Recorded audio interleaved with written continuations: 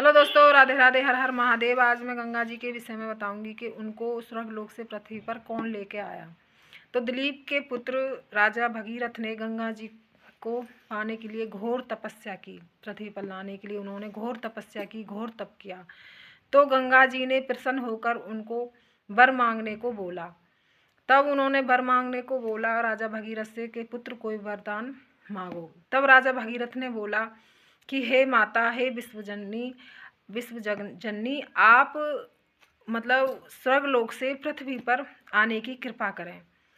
तब उन्होंने जैसे बोला कि आप स्वर्गलोक से पृथ्वी पर आने की कृपा करें, तब माता बोली, गंगा माता बोली कि हे वत्स, मैं पृथ्वी पर तो आ जाऊं, लेकिन मेरे बेग को कौन सहन करेगा। जब स्वर्गलोक से पृथ्वी पर मेरी धाराएं गिरेंगी और पृथ्वी से स्वर्गलोक से पृथ्वी पर मेरी धाराएं गिरेंगी, बहेंगी, पृथ्वी से होती हुई रसातल में चली जाएंगी, तो उनको कौन सहन करेगा। और जो सारे पृथ्वी के लोग हैं जो मेरे में नहाएंगे धोएंगे, जो उनको पापों को उनको कौन सहन करेगा। इतनी शक्ति किस में है सामर्थ्य। तो राजा भगीरथ ने कहा कि तब राजा भगीरथ ने कहा कि जो रुद्र रूप हैं, जो रुद्र रूप हैं, वो आपके बेग को सहन करेंगे। तब उन्होंने राजा भगीरथ ने रुद्र रूप की भगवान शंकर की बहुत तपस्या की। तब भगवान शंकर उनके बेग को सहन करने के लिए वो तैयार हो गए गंगा जी के। तब उन्होंने अपनी जटाओं में वो करके समा कर उन्होंने अपनी जटाओं में गंगा माता को उतार लिया।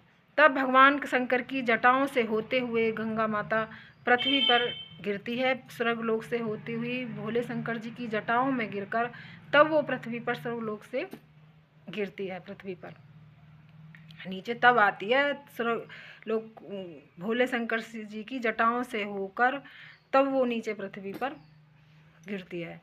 तो भगवान शंकर रुद्र रूप में उन्होंने गंगा माता को स्वीकार किया और उन्होंने अपने सिर पर धारण किया गंगा माता को। तब उनकी जटाओं में बहते हुए गंगा माता निकलती है। तो भगवान शंकर बहुत दयालु हैं। उन्होंने विष पिया, गंगा माता को सहन किया। सारी चीज़ें भगवान शंकर ही हमारी पृथ्वी पर संभालते हैं। वो ही शक्तिशाली हैं, सारे देवों में देव। ऐसे ही नहीं कहते उनको महादेव, क्योंकि वो देवों में देवों को तो देव सभी बोलते हैं, लेकिन एक शंकर भगवान को ही बोलते हैं महादेव। और इसीलिए बोलते हैं क्योंकि वो देवों में देव हैं हमारे महादेव।